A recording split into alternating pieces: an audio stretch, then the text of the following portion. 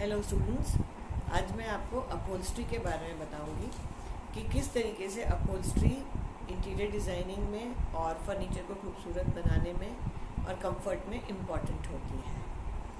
अपहोल्स्टर्ड furniture का meaning पहले आप समझें कि जिस भी फर्नीचर के ऊपर कपड़ा चढ़ा हुआ होता है, उसको उस पर फोम लगा हुआ होता है या वेबिंग की हुई होती है, वो अपहोल्स्टर्ड फर्नीचर कहलाता है। आप जैसा अपने इर्द गिर्द देखते होंगे कि प्लास्टिक का फर्नीचर अवेलेबल है, प्योर वुडन फर्नीचर अवेलेबल है, तो ये सारा फर्नीचर अपहोल्स्टर्ड नहीं होता है, यानी इस पर कोई गद्दा या कंफर्ट या कोई कपड़ा चढ़ा हुआ नहीं होता है। तो जिस भी फर्नीचर के ऊपर कपड़ा चढ़ा हुआ होता है, फोम लगा हुआ होता है, गद्दी लगी हुई होती है, वो अपहोल्स्टर्ड फर्नीचर कहलाता है। अपहोल्स्टर्ड फर्नीचर बहुत कैरेक्टर ऐड करता है आपके इंटीरियर में। आपके कमरे का एक फोकल पॉइंट या आपके कमरे का एक बहुत ही खूबसूरत हिस्सा बन सकता है आपका वो फर्नीचर जिस पे आपने अपहोल्स्ट्री की है। बहुत सारे लोग अपहोल्स्टर्ड फर्नीचर में पूरा, अगर कमरे में पूरा प्लेन फर्नीचर है तो किसी एक फर्नीचर पीस को कुछ खास कपड़े पहना देते हैं, यानी उसके ऊपर कुछ खास प्रकार की अपहोल्स्ट्री पहनाते हैं। जैसे आपका ड्राइंग रूम है और उसमें आप एक अच्छी सी विंग चेयर रखें और उसमें डिफरेंट अपहोल्स्ट्री रखें जो बाकी फर्नीचर है उससे अलग, तो वो आपके कमरे का एक फोकल पॉइंट हो जाता है। जनरली विंग चेयर्स पर मास्टर ऑफ द हाउस बैठता है, जो घर का हेड होता है वो बैठता है। ये यूरोपियन कंट्रीज़ में इस चीज़ का बहुत ज़्यादा प्रचलन है। इंडिया में भी बहुत से घरों में, बड़े बड़े शहरों में जहाँ पर थोड़ी जगह अच्छी होती है, कमरे बड़े बड़े होते हैं, वहाँ पर विंग चेयर्स का प्रचलन है। बहुत सारे लोग विंग चेयर्स को अपने बेडरूम में भी रखते हैं रीडिंग वगैरह के लिए। तो जब अगर आप अपने कमरे के अंदर ब्राइटनेस ऐड करना चाहते हैं, खूबसूरती ऐड करना चाहते हैं, तो फर्नीचर उसका बहुत ही अच्छा माध्यम है। फर्नीचर में भी जो अपहोल्स्ट्री का फैब्रिक है वो बहुत इम्पॉर्टेंट रोल प्ले करता है। अपहोल्स्ट्री का फैब्रिक बिना सोचे समझे आप सिलेक्ट नहीं कर सकते। यदि आपके कमरे में कारपेट भी बिछा है, पर्दे तो लगेंगे ही, तो ये तीन फैक्टर्स अगर हैं तो आपको ये देखना पड़ेगा कि किस किस चीज़ में पैटर्न है। हर एक चीज़ में पैटर्न अच्छा नहीं लगता है। अगर कारपेट में बहुत बोल्ड पैटर्न है, बहुत आई कैचिंग पैटर्न है, तो आपको अपहोल्स्ट्री सिंपल या प्लेन या टेक्सचर्ड रखनी चाहिए, किसी भी एक कलर की। अगर आपके पर्दे में पैटर्न है या बहुत डिज़ाइन है, तो भी उसके सामने अगर आपका फर्नीचर पड़ा है तो उसमें आपको अपहोल्स्ट्री का कपड़ा प्लेन रखना चाहिए। तो किसी एक कमरे में हर चीज़ में पैटर्न हमें नहीं डालना चाहिए, नहीं तो वो कन्फ्यूजन क्रिएट करता है डेकोरेशन में।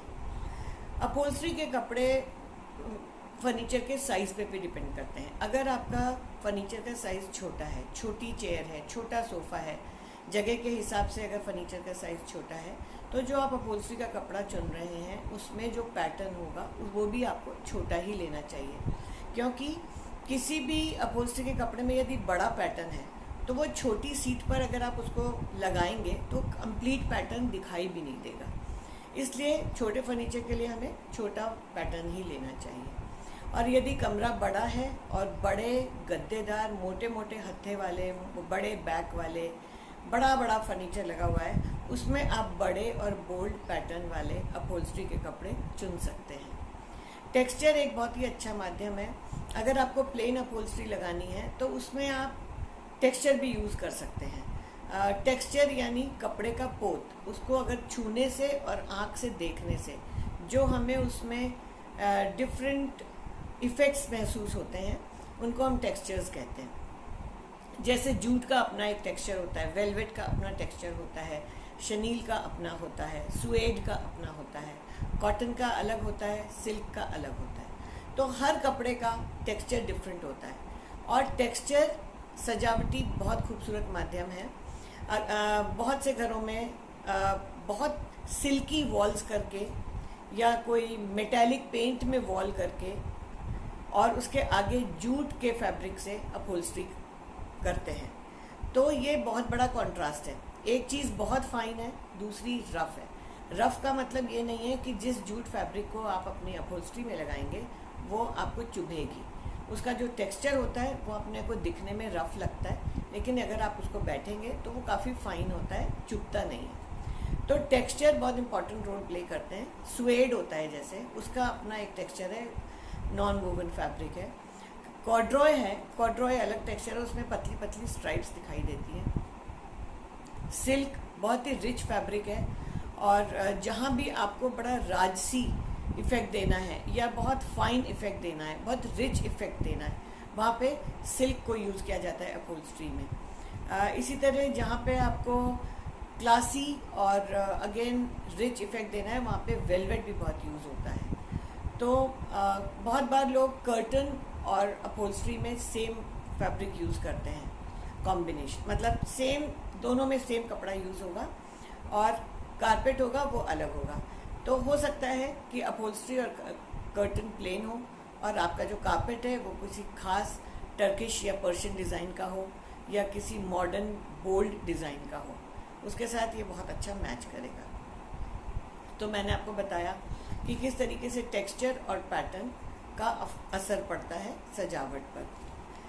जो अपहोल्स्ट्री का कपड़ा होता है उसमें कुछ गुण होने चाहिए जिनके बारे में मैं आपको बताती हूँ।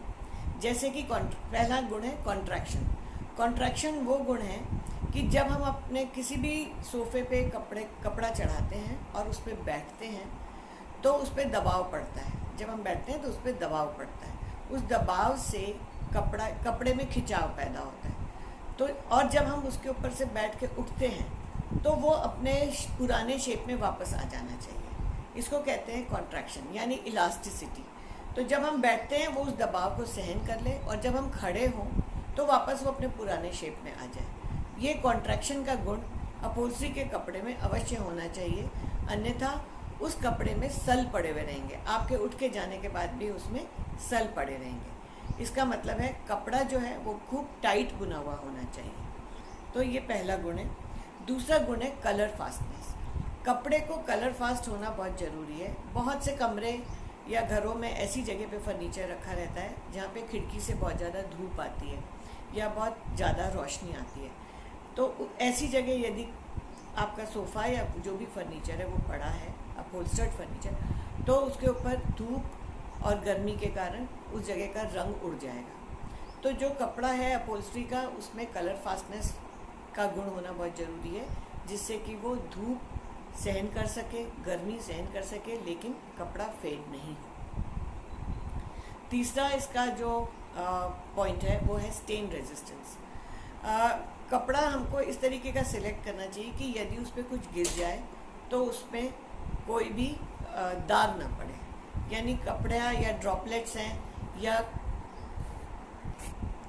उसके ऊपर कोई लिक्विड, चाय, पानी, शरबत, ऐसी कोई भी चीज़ गिर जाए तो वो फिसल जाए, उसमें परमानेंट दाग ना पड़े। ऐसे बहुत से कपड़े आजकल स्टेन रेजिस्टेंट आने लग गए हैं जो किसी भी लिक्विड को एब्जॉर्ब नहीं करते हैं। तो इस प्रकार के कपड़े हमें यूज़ करने चाहिए। जैसे लेदर है, रेक्सीन है। लेदर पे अगर आप लिक्विड गिराएंगे तो दाग पड़ सकता है, लेकिन रेक्सीन के ऊपर दाग नहीं पड़ते हैं। आप उसको पोंछ सकते हैं गीले कपड़े से या सूखे कपड़े से। तो हमको कपड़ा भी इस प्रकार का चुनना चाहिए जो कि स्टेन रेजिस्टेंट हो। तीसरा, फाइबर कंटेंट। फाइबर कंटेंट का मतलब है कि जो अपहोल्स्ट्री का कपड़ा है वो किस फाइबर से या किस मटेरियल से बना हुआ है, उसके रेशे किस प्रकार के हैं, यानी वो कॉटन है कि रेयॉन है कि सिंथेटिक है कि सिल्क है कि जूट है कि वेलवेट है। तो आप ऐसे बहुत से फाइबर्स होते हैं जिनको ब्लेंड करके भी बनाया जाता है। जैसे कॉटन है, कॉटन को प्योर फॉर्म में अपहोल्स्ट्री के रूप में कभी भी यूज़ नहीं किया जाता है, क्योंकि एक तो वो स्टेन रेजिस्टेंट नहीं होता है, उसमें दाग पड़ जाते हैं, दूसरा उसमें सल पड़ जाते हैं। तो कॉटन के कपड़े को हमेशा, कॉटन के फाइबर को हमेशा दूसरे फाइबर्स के साथ ब्लेंड करके बनाया जाता है, जैसे ऊन के साथ, सिंथेटिक रेयॉन के साथ, जूट के साथ। तो इस प्रकार आप कॉटन को दूसरे फाइबर्स के साथ मिक्स करके बना सकते हैं। कॉटन बहुत इम्पॉर्टेंट फाइबर होता है। इसके अलावा कपड़ा सिंथेटिक फाइबर से बना है तो वो अधिक स्टेन रेजिस्टेंट होगा, लेकिन उसका रंग डार्क होना चाहिए। लाइट कलर के सिंथेटिक फैब्रिक जो होते हैं वो स्टेन को पकड़ते हैं, इसलिए कोशिश ये करनी चाहिए कि आप डार्कर शेड लें उसका। उसके अलावा वेलवेट होता है। वेलवेट बहुत खूबसूरत मटेरियल है, बहुत रिच लगता है दिखने में, लेकिन उसकी एक प्रॉब्लम है कि जब अगर उसकी प्रतिदिन सफाई नहीं की जाए तो उसके ऊपर डस्ट जमी हुई दिखने लगती है, इसलिए उसकी नियमित सफाई करनी बहुत ज़रूरी होती है। इसके अलावा सिल्क बहुत रिच मटेरियल है, जैसा मैंने आपको पहले भी बताया। ये फाइन जगह या बहुत रिच इंटीरियर्स को करते हैं जहाँ पर उन्हीं जगहों की अपहोल्स्ट्री के लिए यूज़ किया जाता है, क्योंकि इसको मेंटेन करना बहुत महंगा होता है। ये फैब्रिक भी बहुत ज़्यादा महंगा होता है, इसलिए सिल्क के फैब्रिक को बहुत कम लोग यूज़ करते हैं। स्पेशली जैसे एम्बेसीज़ होती हैं या बहुत 7 स्टार होटल्स होते हैं जहाँ पे इनकी मेंटेनेंस इजी हो सकती है, वो लोग ही सिल्क यूज़ करते हैं। आजकल आर्टिफिशियल सिल्क भी बहुत आ गया है जो काफ़ी प्योर सिल्क जैसा लुक देता है, तो जिनको सिल्क मटेरियल पसंद होता है वो इस प्रकार की अपहोल्स्ट्री यूज़ कर सकते हैं। लेकिन इसका वेयर एंड टेयर बहुत होता है। सिल्क का मटेरियल जो होता है वो बहुत डेलिकेट होता है। अगर जहाँ पर भी जिन कमरों में बहुत ज़्यादा लोगों का आवागमन हो, बहुत ज़्यादा ट्रैफिक हो, वहाँ पर सिल्क के मटेरियल को अवॉइड करना चाहिए। इसके अलावा पैटर्न जैसा मैंने आपको पहले भी बताया था, फर्नीचर का साइज़ बड़ा हो तो बड़ा पैटर्न यूज़ करना चाहिए, साइज़ छोटा हो तो छोटा पैटर्न यूज़ करना चाहिए। कमरे के बाकी डेकोर के साथ मेल खाता हुआ पैटर्न होना चाहिए। अगर आपने वॉलपेपर यूज़ किया है, वॉलपेपर पे कोई बहुत ही अच्छा पैटर्न है, तो अगेन आपको अपहोल्स्ट्री में ज़्यादा पैटर्न यूज़ नहीं करना चाहिए, क्योंकि दीवार के आगे आपका सोफ़ा रहेगा और उसमें भी अगर डिज़ाइन होगा तो वो कमरे के अंदर कन्फ्यूजन पैदा करेगा। तो ऐसे केस में आपको प्लेन अपहोल्स्ट्री लगानी चाहिए। इसके अलावा आपको अभी मैंने बताया कि टेक्सचर और पैटर्न इनका तो रोल है ही। इसके अलावा मॉडर्न फर्नीचर के अंदर स्ट्राइप्स एंड चेक्स का भी बहुत रिवाज है। आजकल मॉडर्न इंटीरियर्स के अंदर स्ट्राइप्स एंड चेक्स की अपहोल्स्ट्री का बहुत प्रचलन बढ़ गया है। चेक्स मल्टी कलर्ड भी हो सकते हैं। यदि आपने पूरे कमरे के सारे सोफ़े अगर प्लेन रखे हैं तो कोई भी 2 पीसेस को आप मल्टी कलर्ड चेक के बनाइए, बहुत खूबसूरत लगेगा। इसके अलावा जो प्लेन सोफ़े पड़े हुए हैं उनके ऊपर उस मल्टी कलर्ड चेक के कुशन्स रख दीजिए। तो अपहोल्स्टर्ड फर्नीचर के ऊपर कुशन्स का बहुत इंपॉर्टेंट रोल होता है। यदि कोई कमरा बहुत डल लग रहा है, उसके सारे डल कलर स्कीम है, रूम का कलर, वॉल्स का कलर भी डल है, कारपेट भी डल है, अपहोल्स्ट्री भी डल है और कर्टन्स भी डल है, ऐसे में आप ब्राइट कलर के मल्टी कलर्ड कुशन्स यूज़ कर सकते हैं जो आपके कमरे में कलर ऐड करेंगे और उस कमरे को इंटरेस्टिंग बना देंगे। तो कुशन्स अलग अलग टाइप के शेप्स और साइजेस में आते हैं और उनका बहुत ही अच्छा कॉम्बिनेशन मल्टीपल कुशन्स के रूप में आप बैक में लगा दीजिए, कमरा बहुत इंटरेस्टिंग लगेगा। और वो ब्राइट कलर के कुशन्स के अंदर आप एम्ब्रॉयडरी भी कर सकते हैं, आप सीक्वेंस का काम करवा सकते हैं, आप golden, silver, copper, bronze colour के सीक्वेंस के कुशन्स भी रख सकते हैं, आप टिश्यू के कुशन्स रख सकते हैं, आप वेलवेट के कुशन्स रख सकते हैं, आप जरदोजी का काम करवा के कुशन्स के ऊपर वो रख सकते हैं, सिल्क के कुशन्स रख सकते हैं।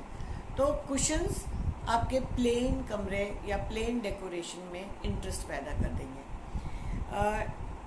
कुशनिंग मटेरियल्स के अंदर भी बहुत सारे चीज़ें आती हैं। मैंने आपको पैटर्न, टेक्सचर और डिफरेंट टाइप्स ऑफ मटेरियल्स के बारे में बताया। वुलन अपहोल्स्ट्री भी यूज़ होती है। जहाँ पर बहुत ठंड पड़ती है वहाँ पर लोग वुलन अपहोल्स्ट्री को यूज़ करते हैं, जिससे कि गर्माश पैदा हो, उसके ऊपर बैठें तो ठंड नहीं लगे, उससे एक पूरे कमरे में एक कोजी एटमॉस्फेयर पैदा होता है। एक और मटेरियल है रेक्सीन, यानी फॉ लेदर, जो कि दिखने में प्योर लेदर जैसा लगता है लेकिन होता नकली लेदर है, आर्टिफिशियल लेदर होता है। और इसका प्रचलन बहुत ज़्यादा चला हुआ है इस वक्त, और बहुत सारे लोग जिनको लेदर फिनिश पसंद होती है वो लोग रेक्सीन को यूज़ करते हैं। बहुत अच्छे अच्छे कलर्स और टेक्सचर्स में रेक्सीन उपलब्ध है और उससे बहुत खूबसूरत सोफ़े बनते हैं। रेक्सीन और लेदर का बहुत सारी पैनलिंग भी होती है, यानी लकड़ी का जो काम होता है दीवारों पर या अलमारियों पर, उसके ऊपर रेगजीन चढ़ा के और उसको स्टिच कर दिया जाता है, उससे बहुत खूबसूरत इफ़ेक्ट पैदा होता है। तो रेगजीन और लेदर जो है वो केवल अपहोल्स्ट्री के लिए ही नहीं, पैनलिंग के लिए भी यूज़ होते हैं आजकल। इसके अलावा मैं आपको ये बताना चाहूँगी कि there are lot of cushioning materials also. अगर आप एक सोफ़ा या एक चेयर को अपहोल्स्टर कर रहे हैं तो आपको किन किन चीज़ों की ज़रूरत पड़ेगी, ये मैं आपको बताती हूँ। तो एक सोफ़े को अपहोल्स्टर करने के लिए सबसे पहले फ्रेम होता है। फ्रेम के बाद उसके ऊपर वेबिंग की जाती है। आपने देखा होगा निवाड़ के पहले पलंग होते थे, इतनी चौड़ी चौड़ी पट्टियाँ होती थी वाइट वोवन, तो वो बुनी हुई जो पट्टियाँ होती हैं उससे वेबिंग करते हैं चटाई की तरह से, जिसको फ्रेम के ऊपर कीलों के द्वारा ठोक दिया जाता है। और जहाँ जहाँ ये वेबिंग एक दूसरे के ऊपर से क्रॉस होती हैं उनके ऊपर स्प्रिंग लगाई जाती है, और स्प्रिंग लगाने के बाद जितनी भी स्प्रिंग्स लगी हैं उनको आपस में धागे से जोड़ा जाता है, बांध दिया जाता है, जिससे कि स्प्रिंग अपनी जगह खड़ी रहे, इधर उधर गिरे नहीं जब उसके ऊपर प्रेशर आए।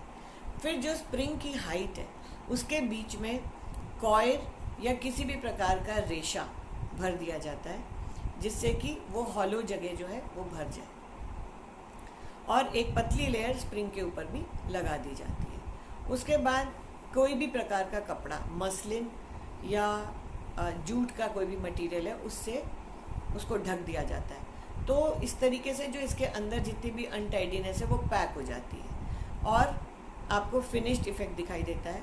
इसके बाद फोम लगाया जाता है और फोम के बाद अपहोल्स्ट्री। ये सारे स्टेप्स हैं किसी भी एक सोफ़े को अपहोल्स्टर करने के लिए।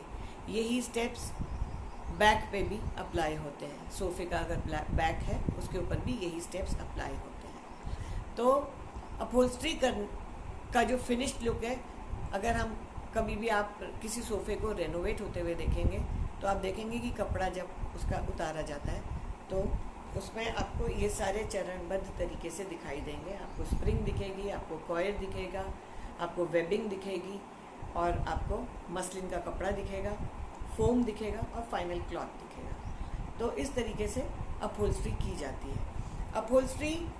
अपहोल्स्टर्ड फर्नीचर हमेशा अधिक आरामदायक होता है। आप अगर हार्ड सरफेस पे बैठते हैं तो आप अधिक देर तक नहीं बैठ सकते, आपको वो चुभने लगेगा, आपको डिस्कम्फर्ट फील होगा। इसलिए अपहोल्स्टर्ड फर्नीचर वर्क एफिशिएंसी बढ़ाने के लिए भी बहुत इम्पॉर्टेंट है। इसीलिए ऑफिसेज में भी आजकल जितनी भी चेयर्स होती हैं वो अपहोल्स्टर्ड होने लग गई हैं, क्योंकि बहुत सारे घंटों तक बैठ के लगातार काम करना पड़ता है। ऐसे केस में अपहोल्स्टर्ड फर्नीचर होता है तो काम करने वाले व्यक्ति आराम से काम कर पाते हैं और वो उठने की कोशिश नहीं करते। इस प्रकार उनकी वर्क एफिशिएंसी बढ़ती है। तो अपहोल्स्टर्ड फर्नीचर कमरे में रिचनेस पैदा करने के लिए, कमरे में कलर ऐड करने के लिए, कमरे में इंटरेस्ट पैदा करने के लिए, एक्साइटिंग इफ़ेक्ट्स पैदा करने के लिए यूज़ किए जाते हैं। अपहोल्स्टर्ड मटेरियल हज़ारों प्रकार के मार्केट में उपलब्ध हैं, जो आप मार्केट में जाके देख सकते हैं और अपनी चॉइस, अपने बजट और अपने कमरे के डेकोरेशन के हिसाब से जो सबसे अच्छा मेल खाता हुआ कपड़ा आपको लगे आप लेकर आ सकते हैं। ऐसा ज़रूरी नहीं है कि आप महंगा कपड़ा लेंगे तो ही आपकी अपहोल्स्ट्री अच्छी होगी। बहुत से सस्ते कपड़े भी बहुत खूबसूरत होते हैं, बस उनमें इलास्टिसिटी का गुण अवश्य होना चाहिए, कॉन्ट्रैक्शन का गुण अवश्य होना चाहिए कि वो फाइबर या वो कपड़ा फैलकर वापस अपना पुराना शेप ले ले और कलर फास्ट हो। इस प्रकार अपहोल्स्ट्री बहुत ही खूबसूरत सजावटी माध्यम है जो कि किसी भी फर्नीचर को बहुत कंफर्टेबल और खूबसूरत बनाता है। Thank you.